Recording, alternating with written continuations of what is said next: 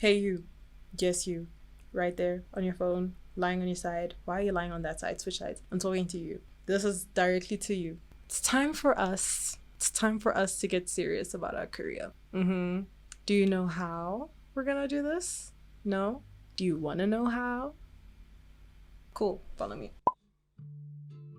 So howdy, welcome to my YouTube channel. I'm Rumbo, yay! And for those who don't know me, I am an artist and a fine art student. That was bad grammar. For those who don't know me, I'm an artist and a fine art student in South Africa, and I make videos just about that. So if that interests you, you want to stick around and give me a subscribe. Today we're going to be sitting down and getting our art careers in check, getting our lives in check, because it's about that time. It's the end of the year. We're about to go into 2023 in 2 months.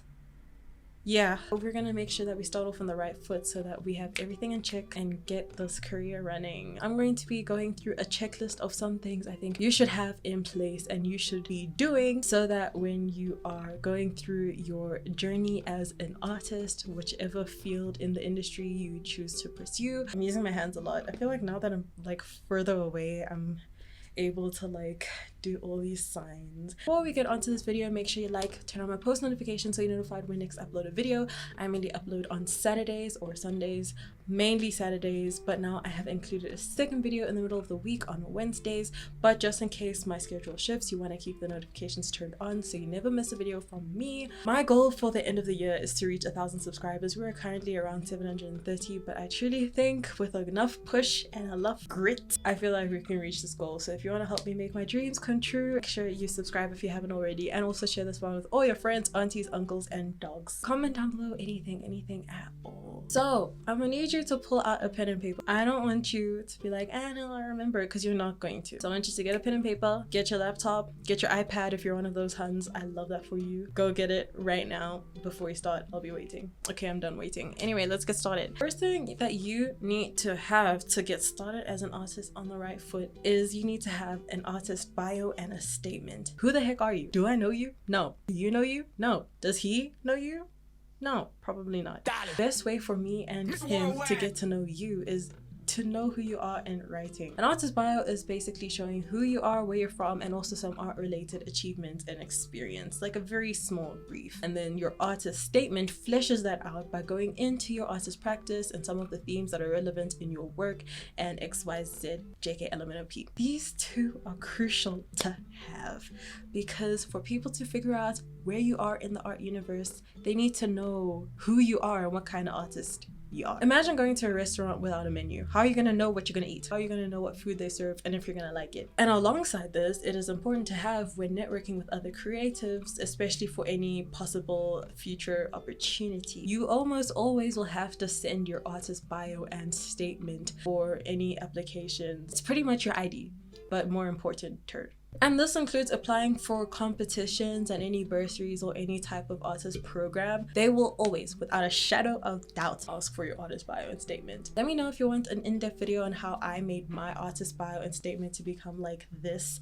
But if you want to read it more in depth, then head over to my portfolio. The link is in the bio. I'll be happy to give you some tips and also break down everything you need to include in your artist bio and statement. Next in your checklist is to create your portfolio. This is not the first time I've spoken about portfolio on this channel. It will not be the last time, okay? Now that I know you with your artist bio and statement, I need to know what you make. For me to know this is by you showing me your portfolio. And a portfolio is a fancy showcase of your art babies, your art children. It's where I can see where you're coming from, where you're going, the progress of your art, what type of art you made at the beginning of your career, and what art you are currently making. And if someone else was going to research you as an artist, your portfolio will just have everything laid out in front of them. In your portfolio, if you include your contact information, they can reach out to you. It is the perfect place to have everything presentable for everyone else. Previously made a video about how to create an art portfolio for art school applications. I have above if you haven't watched it already. In this case though, I'm talking about like website portfolios and also social media. I have both a website portfolio and an Instagram. They're linked down below if you want to check them out. I don't know why I say linked like that. If you want an in-depth video on how I created my portfolio and how I run my social media, then let me know once again. I'll be happy to do that in the future. For now, I highly recommend you check out the portfolio video I already have because because some of the concepts really do overlap, such as format, layout, how to take your pictures in the best way to document your work. Coming back to this one though, if creating a website for your portfolio is too much to do in the beginning or too confusing for you to do,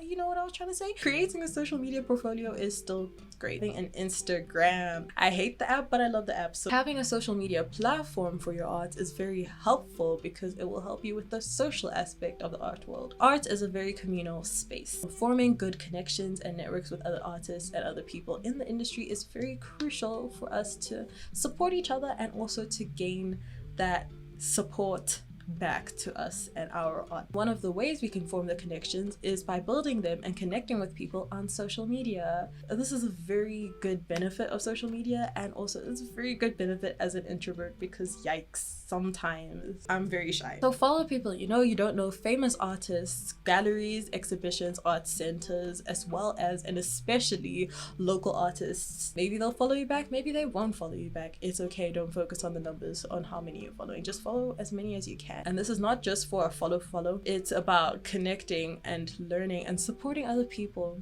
and they'll support you back, but also just learning in tandem. Not only does this allow you to eye out the network and see what's out there, especially in your context, but it's also great exposure to what people are creating, especially people around you, and like what's going on in the art world. And it's just like a great place for you to see everything at once without leaving your house. This is going to help you so much in our art practice. We are all inspired by each other, and having more exposure to that inspiration is always a good thing. I made a previous video talking about how social media made me feel this weird kind of way and became toxic towards my art practice. So with that being said, I think what I talked about in that video is very insightful, but just use social media with intention. If you have made it this far, comment your least favorite color. If it is my favorite color, I am going to come for your hairline. Mine is red. I hate red. Actually, I don't hate it that much, but I just feel like it's too much of a red.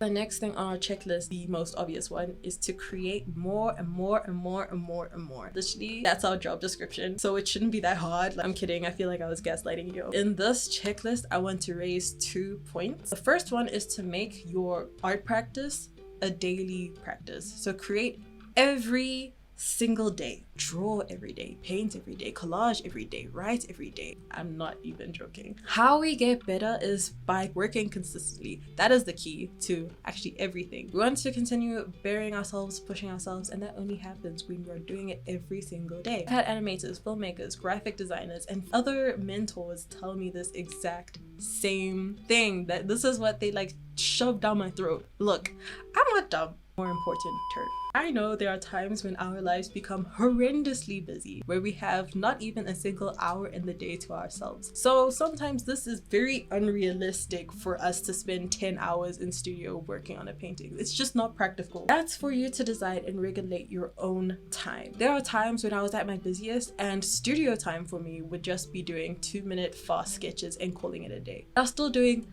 something. Look at your day and see where you can slot in something. It might not even be physically like drawing, it could be researching, like reading up on other people's work, looking at different art blogs like Art21, Bubblegum Club, 10 to 5, 5 to 10, 10 to do something every single day. You are going to thank yourself for it. The second point about creating is to not be precious with your art. It was something I struggled with, and that's what prevented me from actually creating a lot more. I used to think that every single thing I produced has to be top-notch quality. I need to plan so much before.